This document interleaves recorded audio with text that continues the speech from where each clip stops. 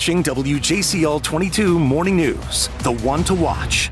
Right now on WJCL 22 Morning News, nationwide protests erupt against the Trump administration, how demonstrators are chanting "No Kings" across the Lowcountry and Coastal Empire.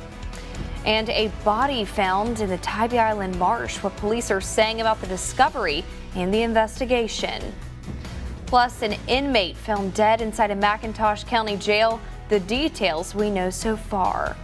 But first, let's take a look outside to see what it's looking like on your Sunday.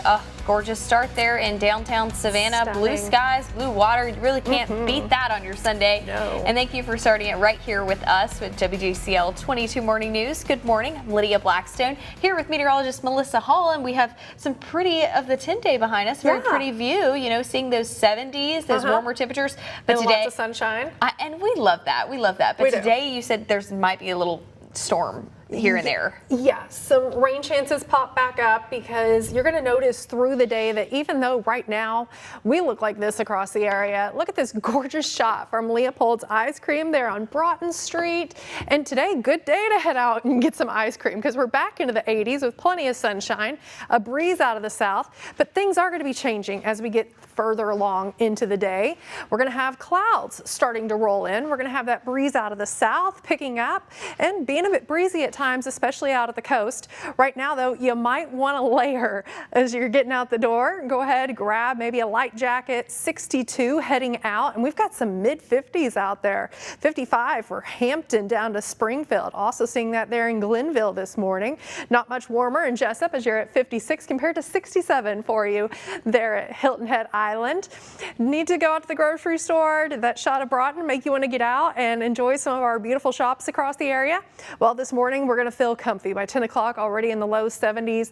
Now, as we get into the afternoon hours, not only have those clouds started to increase, but we got a chance of some scattered showers coming in because we've got a cold front coming in, but it is weakening as it does. So not a great chance of rain, but a big cool down coming in behind it. I'll have all the details coming up here in about 10 minutes.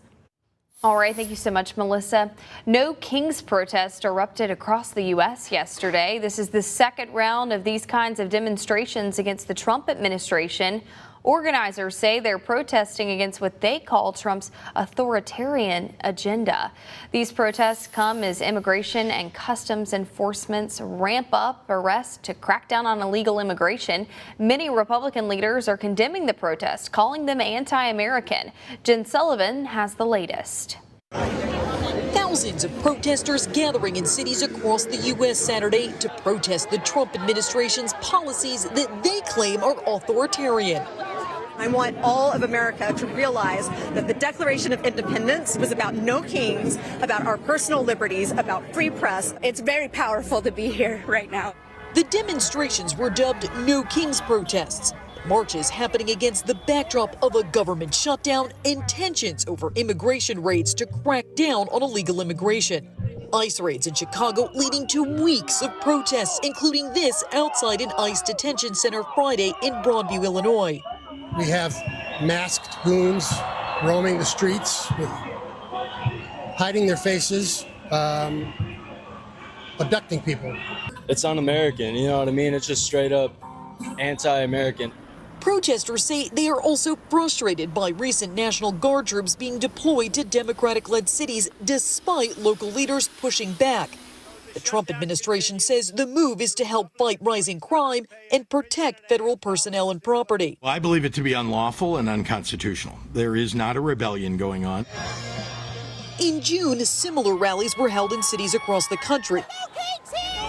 Saturday's events, though, were even larger, with roughly 2,500 protests held coast to coast. Many Republican leaders condemning the rallies. We refer to it by its more accurate description, the Hate America rally. You're going to bring together the Marxists, the socialists, the Antifa advocates, the anarchists, and the pro-Hamas wing of the far-left Democrat Party. That is the modern Democratic Party. I'm Jen Sullivan reporting. No Kings protests popping up in the Lowcountry, too. We're hearing around 700 people turned out for the demonstration in Beaufort. You can see people lining the streets to make their voices heard. Protests reaching beyond our area. This was the scene out in Atlanta yesterday.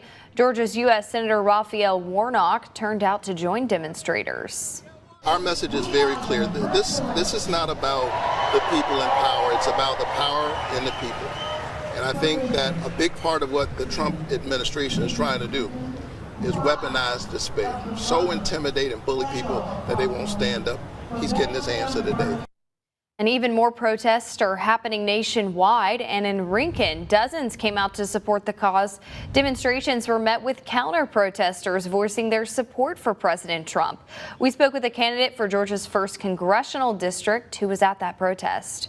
We've seen what he threatens on his Truth Social platform when people do stand up against him. So it's even more important that millions of us across this country stand up in force and unity. Candidates Randy Zurcher and Michael McCord were also at that protest in Rincon. Neighbors in Bullitt County went to the courthouse in Statesboro. Dozens were there with megaphones speaking out against the administration. Tybee Island police have discovered the body of a man in a marsh. Police say they found the body along Highway 80, and the body was removed from the marsh around noon on Saturday. Police say no foul play is suspected at this time. Right now, the Georgia Bureau of Investigation is looking into the death of a McIntosh County inmate. Brandon Scott Cruz was found unresponsive in his housing unit Friday at the McIntosh County Detention Center. Detention center staff tried to render aid, but Cruz was pronounced dead at the facility. GBI was notified of the death in standard procedure and will lead that investigation. A new Airnasium is now open at the L. Scott Selk Park. The covered outdoor basketball court is one of several projects spearheaded by Chatham County. In total, the county is setting aside $22 million for these projects, from recreational additions to road and drainage improvements. Chatham County Chairman and CEO Chester Ellis tells us that many more projects like these will be implemented throughout the county. Some of the same type things you see here will happen in other parts of the county. Right. I think our next biggest project will come when we go to Tom Triplett Park, right, to get some things done in that area. Chairman Ellis also says the funding for that Airnasium comes from SPLOST dollars. Traffic Track 22, looking at those big interstates this Sunday morning. I-16, I-95, some construction on them. It hasn't slowed anybody down yet. We do have one American Airlines flight coming in from Dallas-Fort Worth. It's a little delayed, but beyond that, all arrivals and departures on time. Only going to take you 17 minutes from downtown Savannah out to the airport. 47 if you're making that southward trek from Hilton Head and coming in from Hinesville. Only going to take you 45 minutes. And fortunately, so far, the elements aren't an issue, nor are any accidents, Lydia. Good to see that.